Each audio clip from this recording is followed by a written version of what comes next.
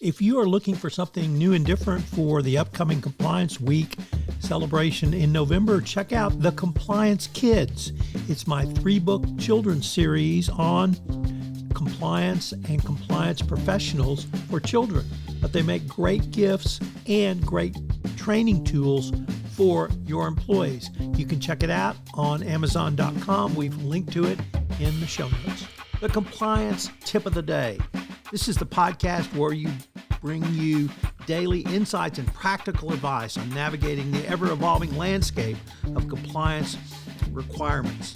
Whether you're a seasoned compliance professional or just starting your journey, my aim in this podcast is to provide you with a bite-sized, actionable tip to help you stay on top of your compliance game.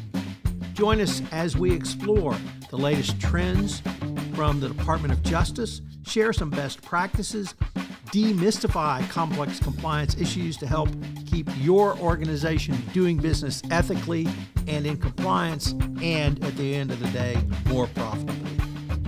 Tune in daily for your dose of compliance wisdom. Let's make compliance a little less daunting, one tip at a time.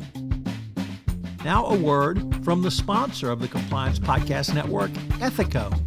If you're a compliance officer, middle managers are crucial in getting your programs from you to your frontline employees. But how do we activate those managers and get them on our side?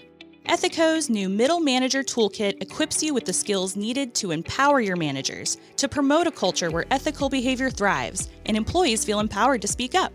Learn how to turn frontline managers into ethical leaders with our new white paper, Empowering Middle Managers as Ethics Champions. And did I mention you can get the whole toolkit for free? Head to ethico.com to download the full toolkit today. Today we move to the 1950s and look at the creature from the Black Lagoon in the context of new emerging risks for the compliance professional.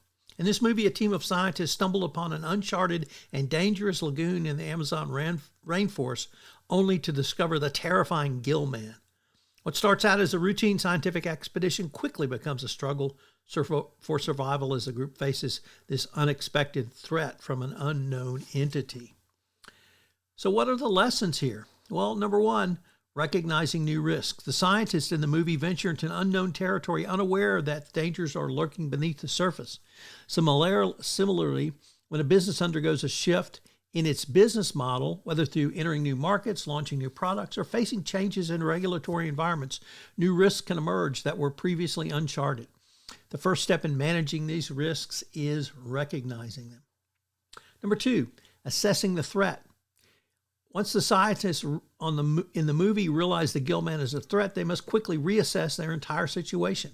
In the corporate world, the appearance of a new risk demands a similar response, swift and comprehensive evaluation.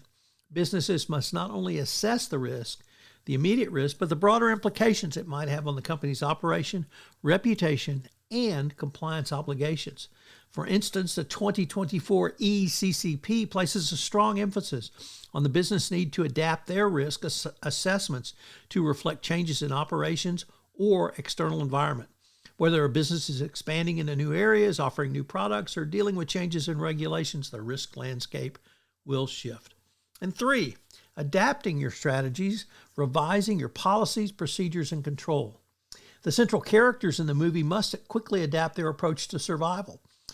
Similarly, when new business risks arise, compliance officers must reevaluate and adapt existing policies and procedures and controls. The 2024 ECCP is revised, or rather is clear on this point. Policies and controls are not to remain static, but they must be revised to reflect the changing nature of business operations. Argentinia's analysis of the 2024 ECCP reinforces this point. She has argued that businesses must build compliance programs that are dynamic and agile.